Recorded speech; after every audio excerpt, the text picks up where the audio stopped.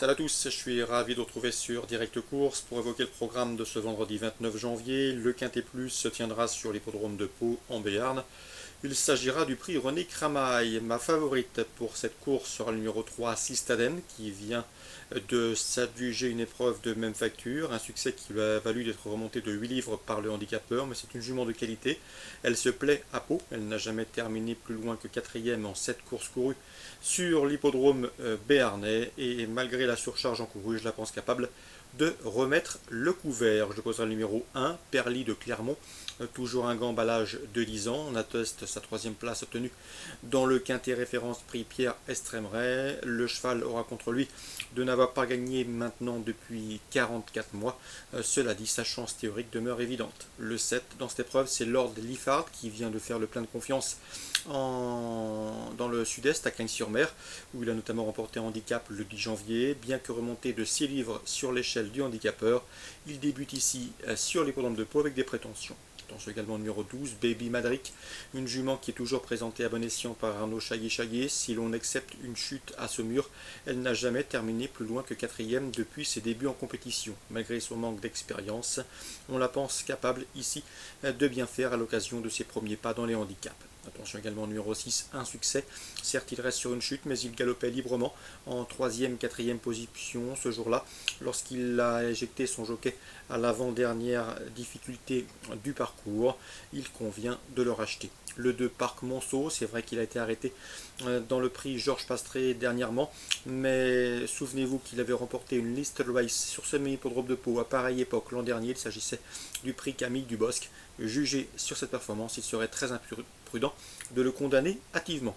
Je retiendrai également le numéro 5, Carnat, qui lui aussi, à l'instar de sa compagne d'entraînement Citadine, possède des références intéressantes sur cette piste paloise. Déjà une victoire et 2 places de 2e pour lui à Pau. Sachez également qu'il a bien conclu pour se classer 6e du handicap référence prix Pierre Estremeret.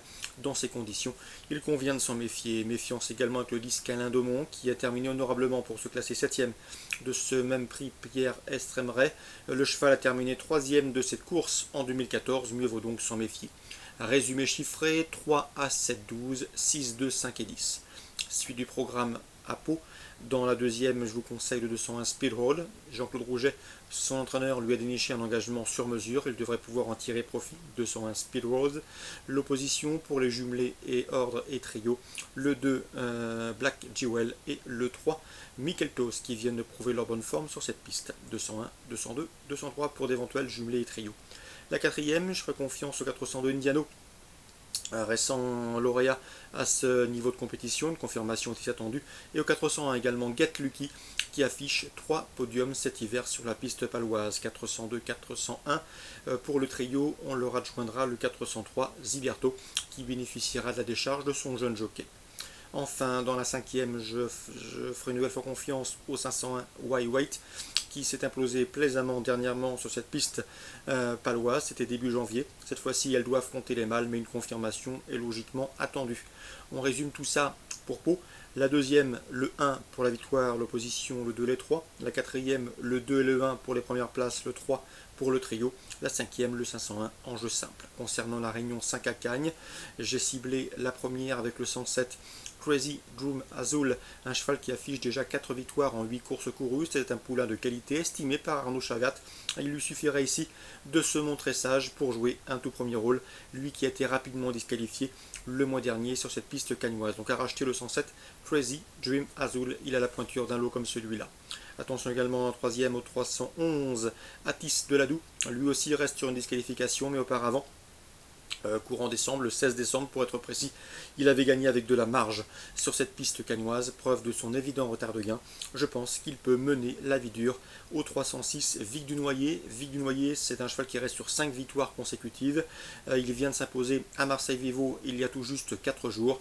Il passera toutefois ici un test sérieux, donc face au 311 Atis de Ladoux, un cheval à racheter impérativement. Je résume tout ça pour Cagnes, réunion 5. La première, le 107. La 3e, 311 pour contrer l'un des probables favoris, le 306 Vic du Noyer. Voilà pour les infos de ce 29 janvier. Très bon jeu à tous, bonne journée et rendez-vous désormais demain pour une nouvelle émission.